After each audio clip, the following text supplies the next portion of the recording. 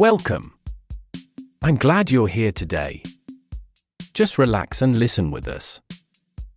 Yes.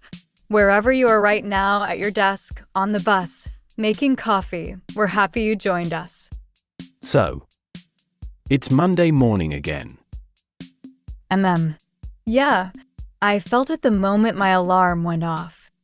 That feeling. That exact feeling. Like, okay, here we go. Another week. You sound tired already, Sage. A little. Honestly. I stayed up too late reading emails I didn't need to read. Ah. That thing. You know what I mean? You finish work. You close your laptop. But then you pick up your phone and there's one more email. And you read it. And then you think about it for an hour. I know. I've done that so many times. It's hard to stop. It is. Especially when you care about your job. Right. You don't want to miss something. Yeah. But sometimes, the email can wait until morning. I know. I tell myself that. And then I read it anyway. Small habit. Takes time to change. Exactly. Small habit. Takes time. So, how do you feel now? This morning? Better. I had coffee. That helps. Coffee always helps. Always. The office is quiet right now. I like mornings like this. Before everything starts. Yes. The quiet before the meetings. Before the Slack messages. Before someone says, "Can we jump on a quick call?" That phrase. Ash. That phrase. Can we jump on a quick call? It's never quick. Never. Not once. I heard it 3 times last week. 3 times. And each call was at least 40 minutes. Did you know what the calls were about before they started? No. That's the other thing. You join the call. And then you spend the first 10 minutes understanding why you were on the call. That's so real. Is that normal? At every company? I think so. Most places, yes. It takes practice understanding what a meeting is really about. Especially in English. Oh, yes. In English, it's harder. Much harder sometimes. Because people speak fast. They use phrases you don't know. And you're trying to understand while also trying to look calm. Looking calm is the hardest part. You're nodding and thinking, wait, what did they just say? Exactly. I did that last Tuesday. Someone said, "Let's table this for now." And I thought, okay, we're talking about a table? Is this about furniture? Oh no. I didn't say anything. I just nodded. Table this means, let's stop talking about this for now. Let's save it for later. I know that now. I looked it up after the meeting. But during the meeting, I was completely lost. And you know what? That's okay. That happens to everyone. Really? Even people who are fluent? Even people who speak English at home. Office language is its own language. It takes time. That's a little comforting, actually. It should be. You're not behind. You're just learning a different layer. A layer. I like that. English at work is like another layer on top of the English you already know. And that layer comes slowly. With experience. Okay, that's actually really good to hear. Have you had a moment like that? Nodding in a meeting but not understanding? If you have, you're not alone. It happens everywhere. In every language. So, we had a team meeting this morning, before I came here. How was it? It was fine. A little long, but fine. What was it about? Quarterly results. Our manager was talking about numbers. Performance. Plans for next quarter. The usual. Yes, the usual. But there was one moment. She said, "We need to move the needle on customer engagement." Ah, I understood all those words. But together, move the needle. What does that mean? it means make progress. Make something improve. Like moving a needle forward on a measuring tool. Oh, so it means we need to improve something. Exactly. Make it better. Move it forward. Simple idea. Strange words. Yes. That's workplace English sometimes. Simple ideas in unusual phrases. I wrote it down. I'm keeping a small list. That's a good idea. A small notebook. On my desk. When I hear a phrase I don't know, I write it. And later you look it up? Later. Yes. Or I ask someone. Quietly. After the meeting. That takes courage. Asking after. It does. A little. But people are usually kind about it. I asked my colleague Marcus last week. He explained 3 phrases for me. No problem. See? Most people want to help. Most? Yes. Most. And asking is so much better than staying confused. I agree. I used to just stay confused. I thought asking means they'll think I'm not smart enough. That's a very common fear. Very common? Very. Almost everyone feels that at some point. Especially in a language that isn't your first. So asking is okay? Asking is smart. It means you want to understand correctly. That's professional. That's good. Okay. I'm going to remember that. Asking is smart. You can say it quietly to yourself before a meeting. Just asking is smart. Mistakes are normal. I'm here to learn. That's a good pre-meeting thought. Better than, what if I say something wrong and everyone looks at me? I have that thought too. A lot. Everyone does. You're really not alone. Okay. There's something else I want to talk about today. Something I saw this morning. Before the meeting. What did you see? I was reading the news on my phone. And there was an article. About remote work. About how companies are starting to call people back to the office. I saw something about that too. Is this happening everywhere now? In many places, yes. Some big companies are asking employees to come back. Full-time or a few days a week. How do you feel about that? Mixed feelings, honestly. Me too. I got used to working from home. I like it. No commute. I can make my own tea. I can work quietly. But you also miss people? Yes. Sometimes. I miss the easy conversations. The ones that happen naturally. In the office kitchen. In the hallway. Those don't happen on Zoom. They don't. On Zoom, everything is scheduled. You join a call.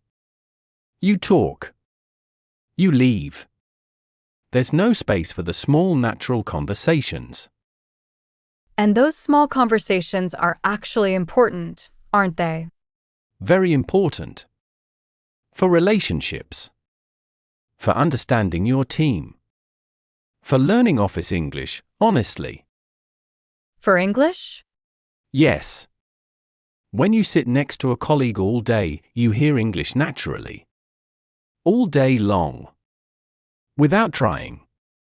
You hear how people talk. How they ask questions. How they say no politely. How they explain things. That's interesting. I never thought about it that way. Remote work is good for many things. But for language, in person is powerful. So going back to the office could be good for English learning. In some ways. Yes. If you listen carefully. I think I was too nervous before. In the office, I focused on not making mistakes. And because of that, I didn't really listen. That's such a real thing, Sage. You spend so much energy worrying that you can't absorb what's happening around you. Exactly. Worry uses energy.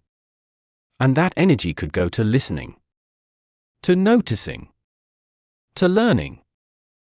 So the advice is worry less, listen more? That's probably the best advice for office English. Yes. Worry less. Listen more. Take small notes. Ask one question when you don't understand. One question, not 10.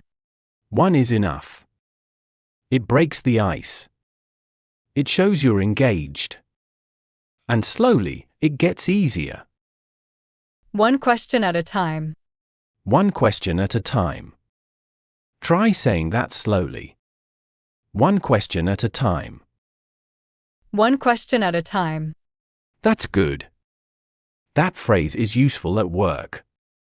When something feels big, you can say, let's take this one question at a time. I like that. One step at a time. One question at a time. These phrases help slow down a fast situation. People appreciate that kind of calmness. Even managers? Especially managers. A calm question is very professional. Okay, so I want to try something. Can we practice one situation? Like, how to ask for clarification. Of course. What's the situation? Okay, imagine I'm in a meeting. Someone explains a task to me, but I don't fully understand what they want. Okay. Good situation.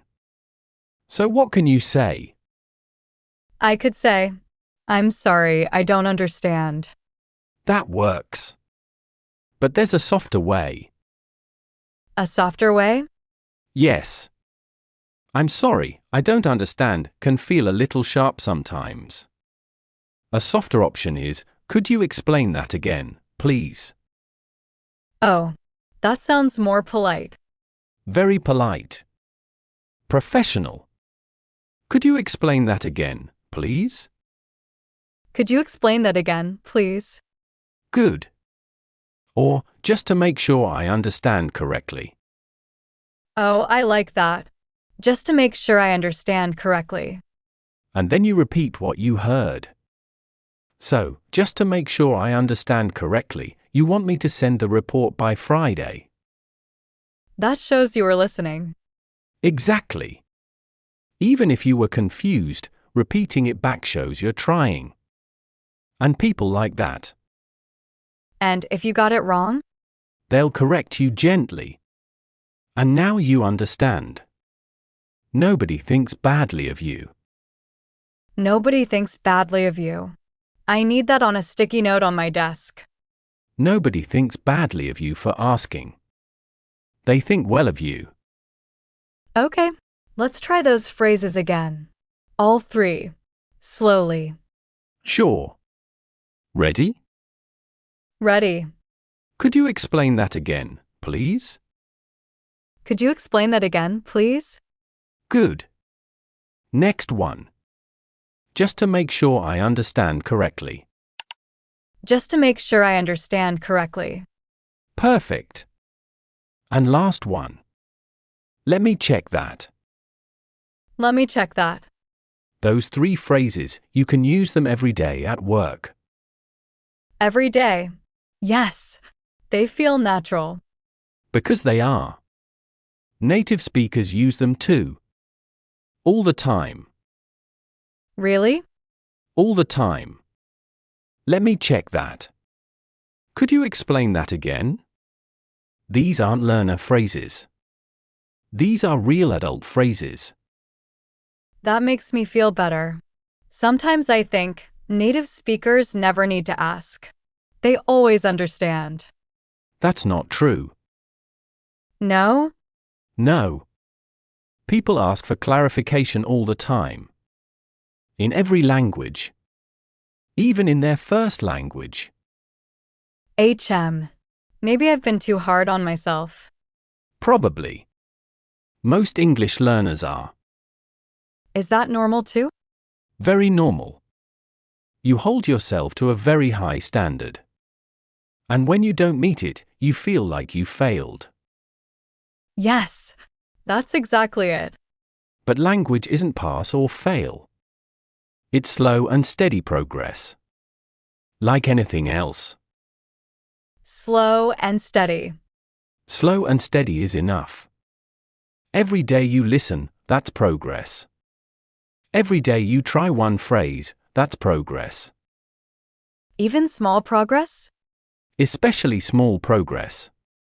Small progress every day adds up to big change. I'll try to remember that. Write it somewhere. Small progress every day. I will. Okay. So, going back to what you were saying about the office. About listening to English naturally. Yes? I tried something last week. In the office kitchen. There were two colleagues talking. I didn't join the conversation. But I listened. Carefully. That's a good exercise. I heard so many phrases. Natural ones. Things I would never find in a textbook. Like what? One person said, "I'm swamped right now." Ah. Swamped. I thought, swamp? Like water? Like alligators? Ha. Yes. But in workplace English, swamped means very busy. Overwhelmed with work.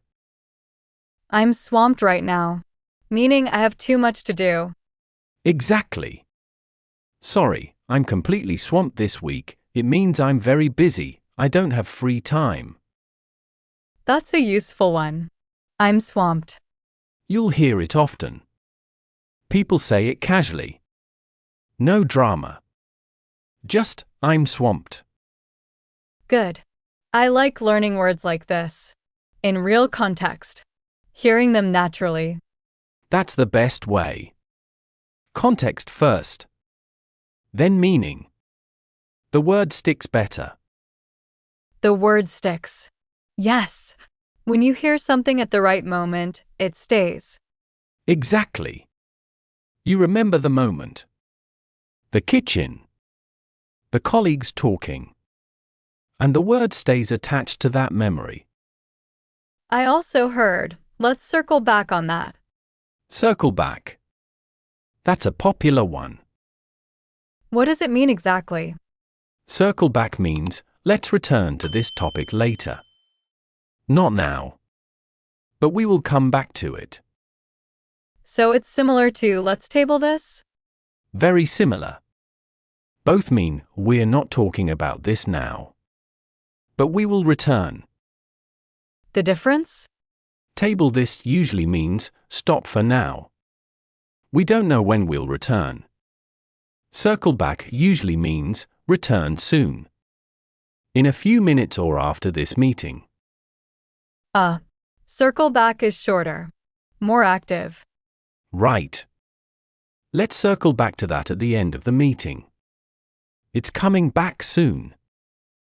And let's table this is more. Maybe next week, maybe later. Yes.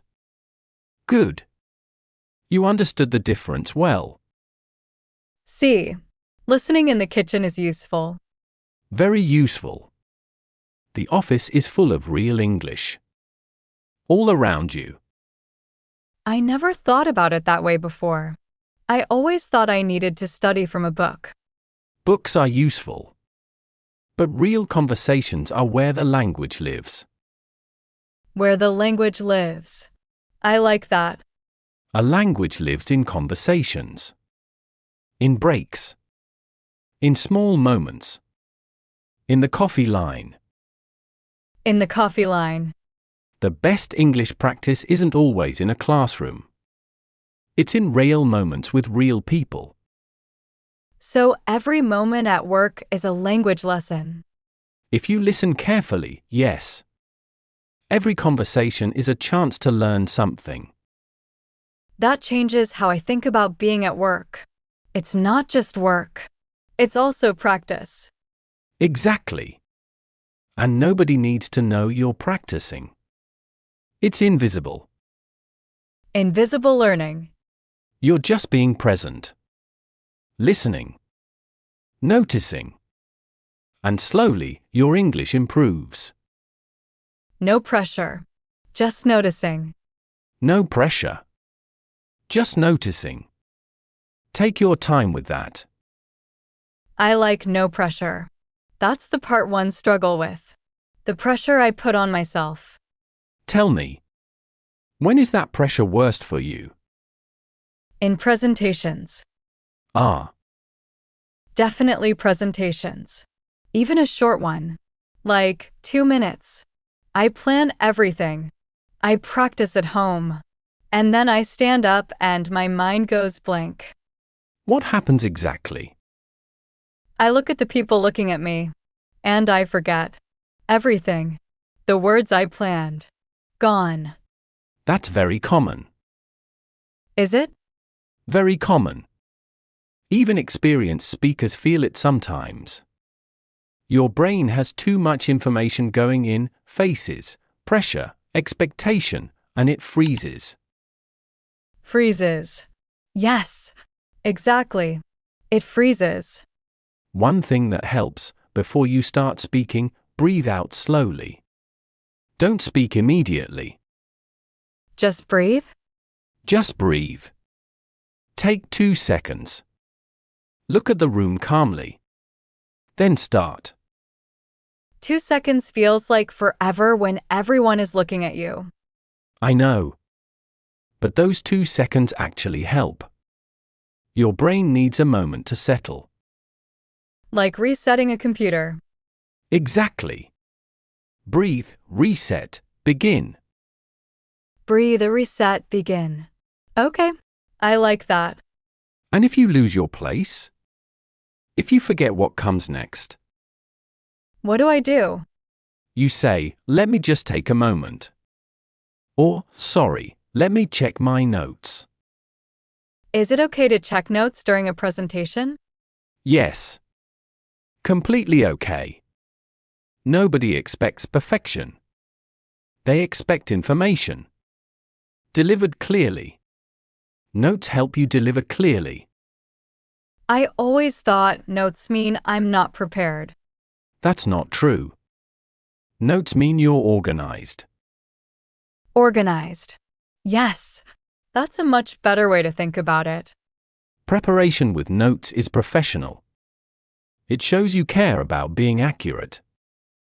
Okay, I'm going to change that thought. Notes are professional. Notes are professional. Absolutely. Can we practice a short presentation opening? Just the first sentence or two. Of course. What's the topic? Let's say I'm presenting our team's results for last month. Okay. Simple topic. How would you start? Maybe, hello everyone. Today I want to talk about last month's results. Good. Clear and simple. You can also add one small personal touch. Like what? Like, hello everyone. Thank you for joining. I'll keep this short. That one line, I'll keep this short, relaxes the whole room. Oh, because nobody wants a long presentation. Nobody. When you say, I'll keep this short, people immediately relax. And a relaxed room is easier to speak to. That's a small but powerful trick. Very powerful. Thank you for joining. I'll keep this short. Try it. Thank you for joining. I'll keep this short. Good. Calm voice. Clear words. I can actually imagine saying that in a real meeting. You can say it in your next meeting. It's natural. Adult. Professional. What about after the opening? What's the next step? After the opening, give one clear sentence about what you'll cover. Like, today I'll share 3 things. Just 3 things. Telling people the number helps. I'll share 3 things. People know what to expect. They relax. 3 things. Even if you have more? Group them. So 5 points become 3 groups. Fewer groups feel manageable. Manageable. I like that word at work. Manageable. It means not too much. Possible to handle. This week feels manageable. The presentation was manageable. Manageable. I'm adding that to my list. A useful word. Calm and practical. Okay. So the opening is thank you for joining. I'll keep this short. Today I'll share 3 things. And then Then you start your first point. Very simply. First, our sales numbers. just that? First, our sales numbers. Yes. Don't over-explain the introduction. Just move into the content. People are listening. Keep the introduction short. Move to the content quickly. Short opening. Clear structure. Calm delivery. Short opening. Clear structure. Calm delivery. That's a presentation formula. You can use it every time. Every time. Yes, that's what I need. Something I can repeat. Repeatable phrases are the most useful. Because you don't have to think. They come naturally. The more you use them, the more natural they feel. Exactly. Practice in small situations. Small meetings. Team updates. Then larger ones. Build up slowly. Build up slowly. No pressure to be perfect immediately. No pressure immediately. Okay, I can do that. You already are doing it. Every time you speak at work, that's practice. Even when it feels difficult. Even when I forget the word. Especially when you forget the word. Because then you find another way to say it. And that, finding another way, is a real skill. What do you mean? When you don't know a word, you describe it. You explain it differently. That's called paraphrasing. And it's actually an advanced skill. So, forgetting a word can be useful? If you handle it calmly. Yes. You say, I can't remember the exact word right now, but I mean something like. And then you explain. I can't remember the exact word right now, but I mean something like. And people understand. They help you. They often say the word for you. And then you remember it better. Because they said it at the right moment. Exactly.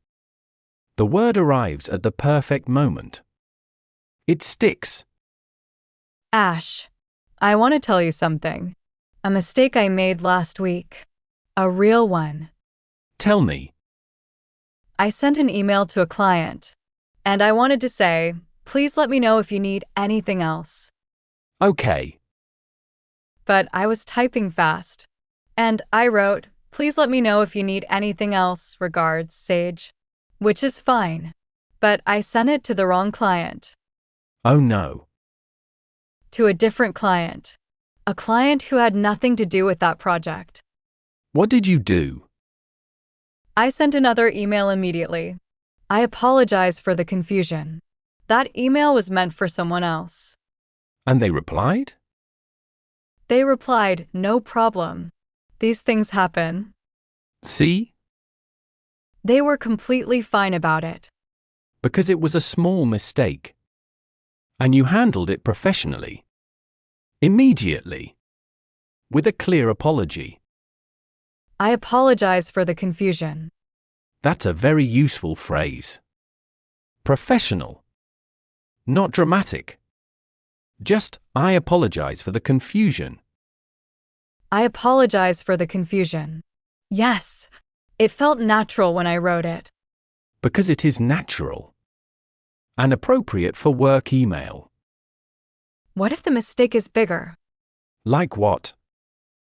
Like, wrong information in a report, wrong numbers, something important.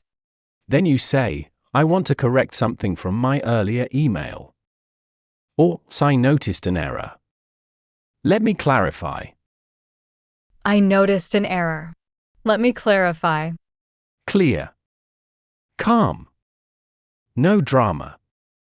You correct it, you explain it, you move forward. No drama. I like that. Some people panic when they make a mistake. Yes. The panic makes it worse. Calm correction is more effective. Calm correction. Yes.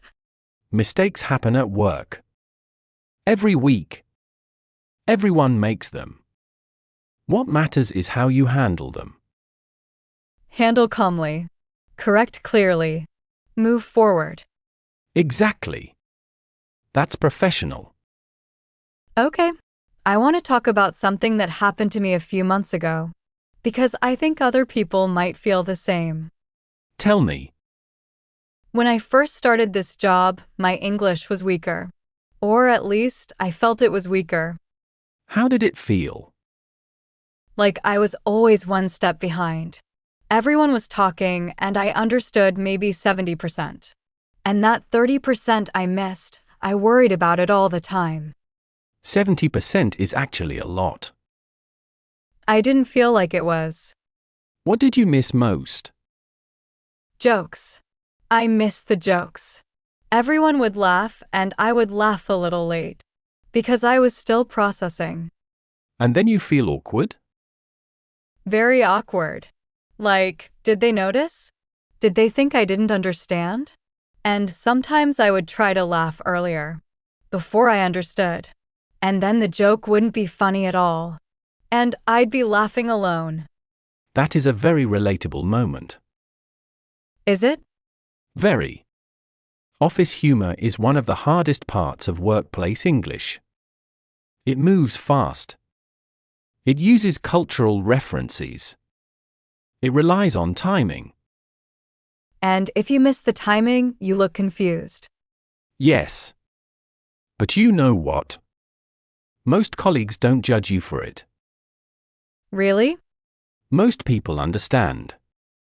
They know you're working in another language. They appreciate that you're there. That you're trying. You think so? I've seen it many times. The colleagues who judge you for missing a joke, they're in the minority. Most people are kind. Most people are kind. And the ones who aren't, that's about them. Not about you. That's a good way to look at it. Focus on the kind ones. Let the rest go. Let the rest go. Yes. Over time, the percentage improves.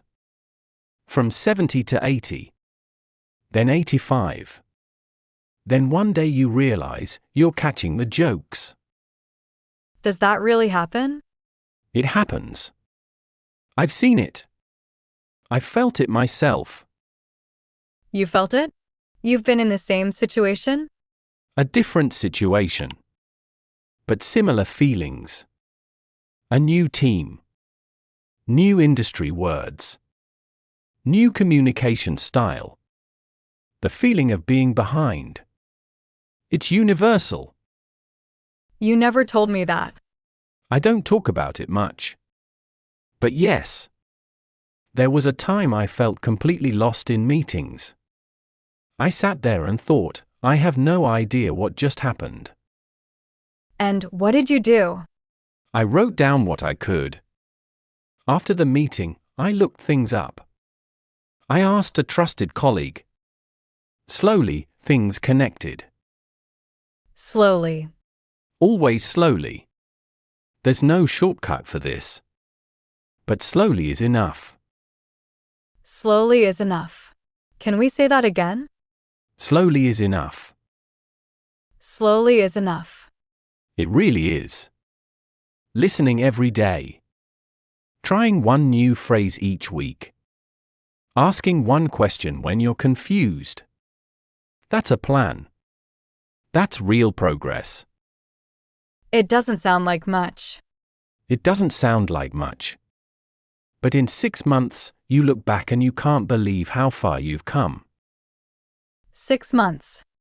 6 months of one small thing every day. It adds up quietly. Quietly. I like that. Quiet progress. Quiet progress is real progress. You don't see it happening. But one day, you notice. You answered a question in a meeting. Naturally. Without thinking. And you think, when did that happen? Has that happened to you? Yes. A moment in a presentation. Someone asked a tough question. And I answered it. Clearly. Without pausing to translate in my head. And I thought, wait. I just did that. That must have felt amazing. It felt normal.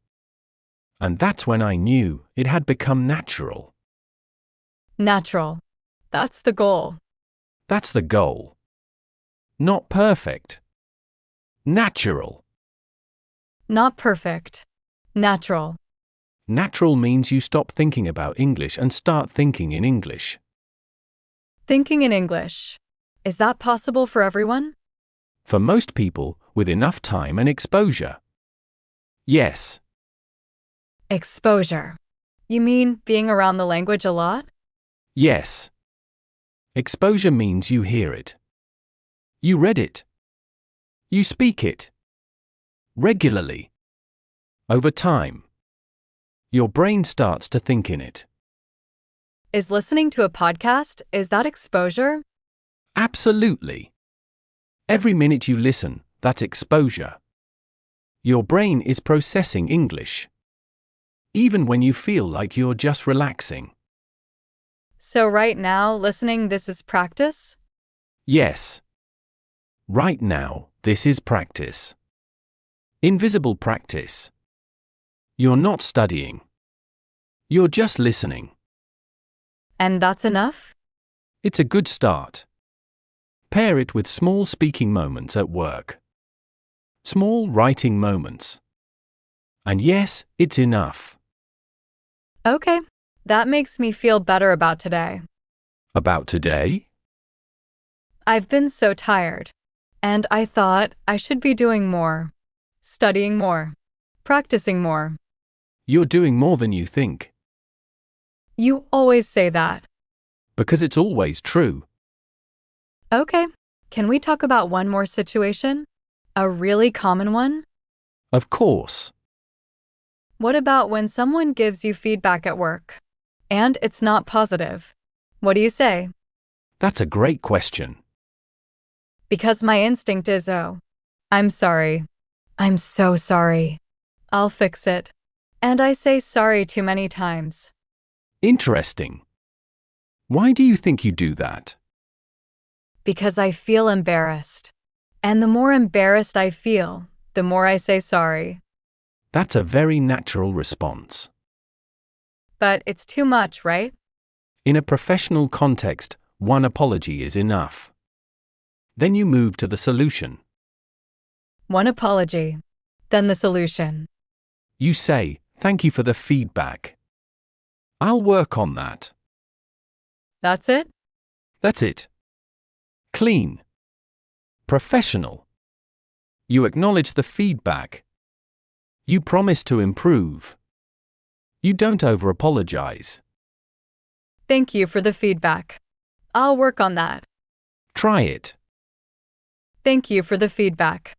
I'll work on that. Good. Calm voice. No panic. Just, I hear you. I will improve. That feels more confident. Because it is more confident.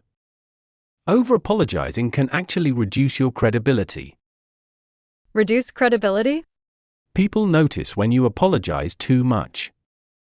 It makes them think you don't trust yourself. I never thought of it that way.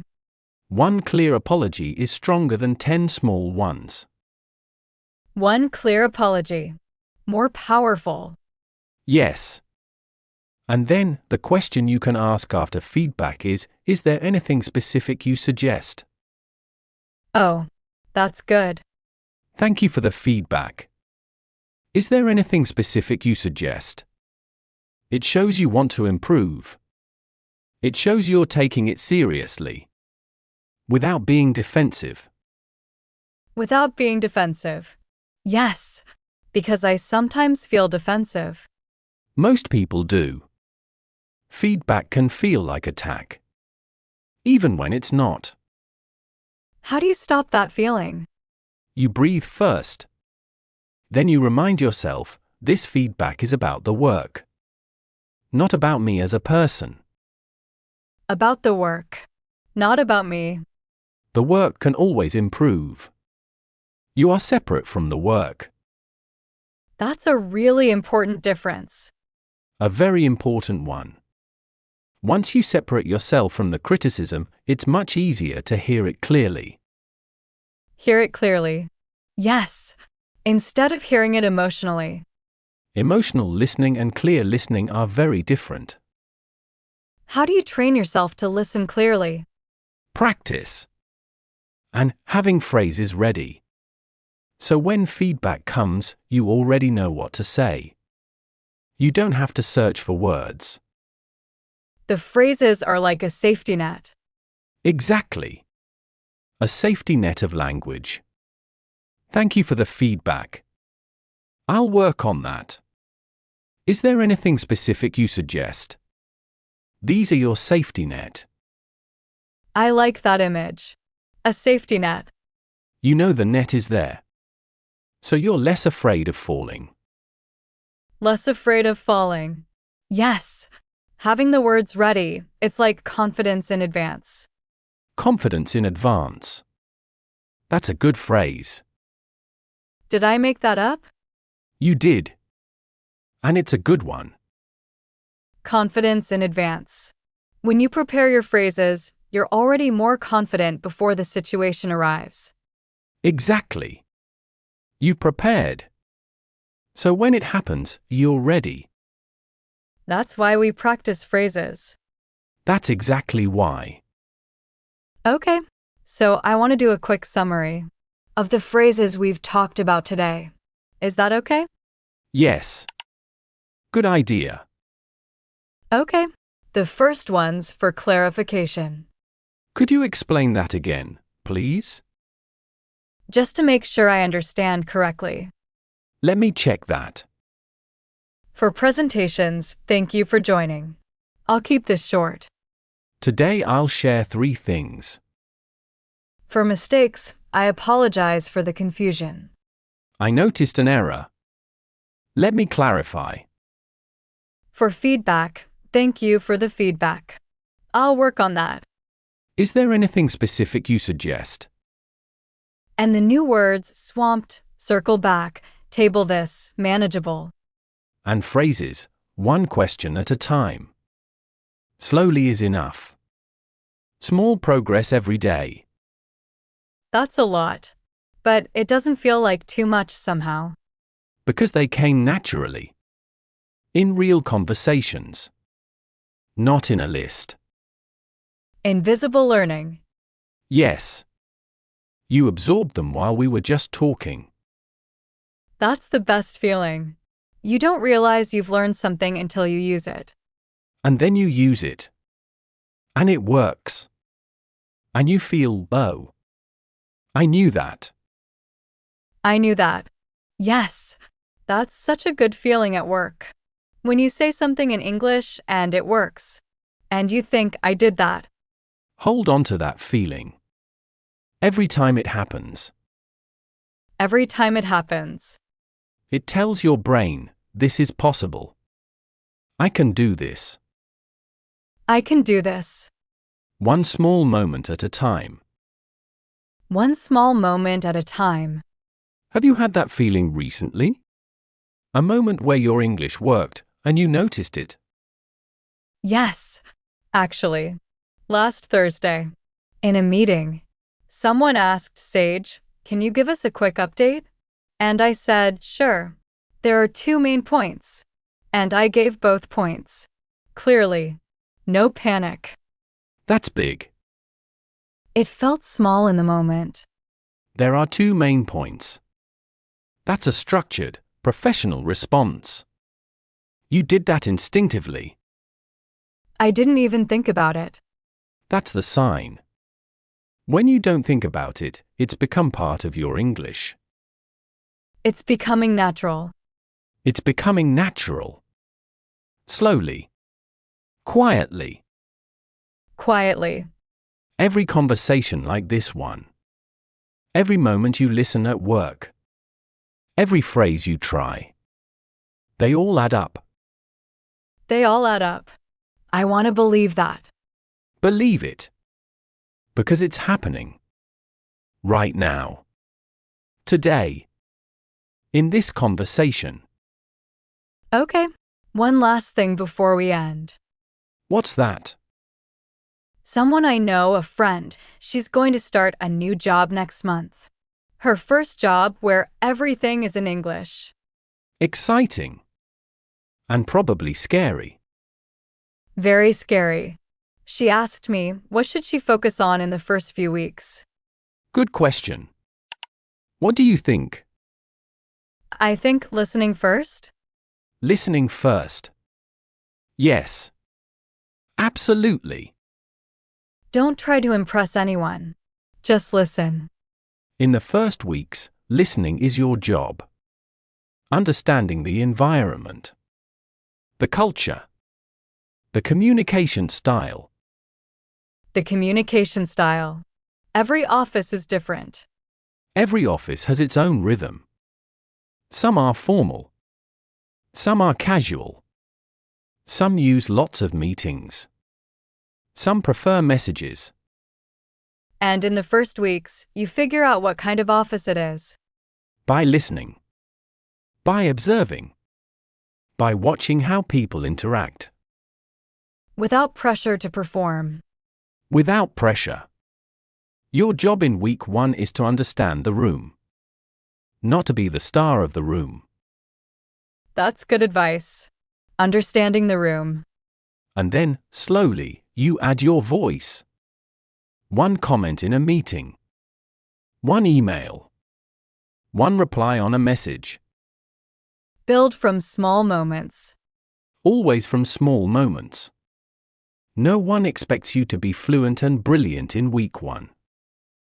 No one expects that. They expect you to try. To show up. To listen and engage. Show up and engage. That's enough for week 1. Maybe even week 2. And then week 3? Week 3, maybe ask a question in a meeting. Just one. Could I just clarify, when is the deadline for this? That's all? That's a lot. A new person. First question in English. In a team meeting. That takes real courage. It does. And people remember it positively. They think, oh, the new person is engaged. Good sign. So asking questions makes a good impression. In English-speaking environments, yes. Asking questions is seen as engagement. Interest. Intelligence. Not weakness. Not weakness at all. The opposite. I'll tell her that. Asking questions is intelligence.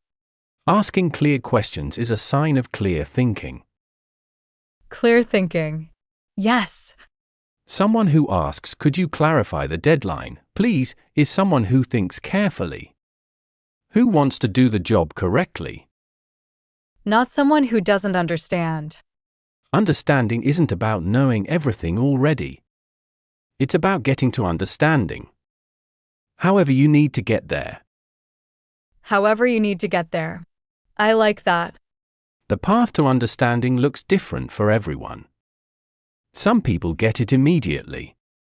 Some people need to ask. Both paths lead to the same place. The same place. Understanding. Understanding and confidence. Which comes after? Confidence comes after understanding, not before. Yes. You don't become confident first and then understand. You understand first, and confidence follows. That's the order. Understand. Then confidence. And understanding comes from listening, asking, trying, making small mistakes, correcting them. The whole process. The whole messy, normal, slow process, which everyone goes through. Everyone. Everyone who ever learned to work in a new language. Everyone who ever walked into a new office. Everyone who ever sat in a meeting and thought, I'm not sure I belong here. You've had that thought too? Many times. And now? Now I know I belong. Not because I became perfect, but because I kept showing up. Kept showing up. Every day you show up, you belong a little more. Every day you show up, you belong. Yes. That's the truth of it. Ash. Thank you. Today was really helpful. We covered a lot quietly. Quietly. Yes. I didn't realize how much until just now. That's the best kind of conversation. You learn without knowing you're learning. Invisible learning. Invisible learning. Every day. Should we do a slow final round? For the listener? Yes. Let's slow down for a moment. Just breathe. Just listen for a moment. No pressure. You've listened this whole time. And that, all of that, it counts. It all counts. Here are 3 things to carry with you today. Number 1. One question at a time. If you feel overwhelmed at work today, remember.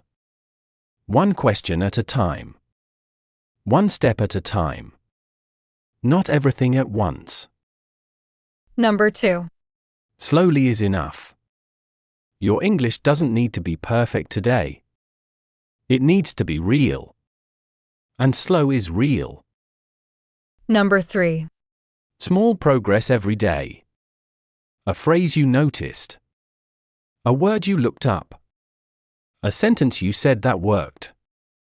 These are all progress. And they add up. They really do add up.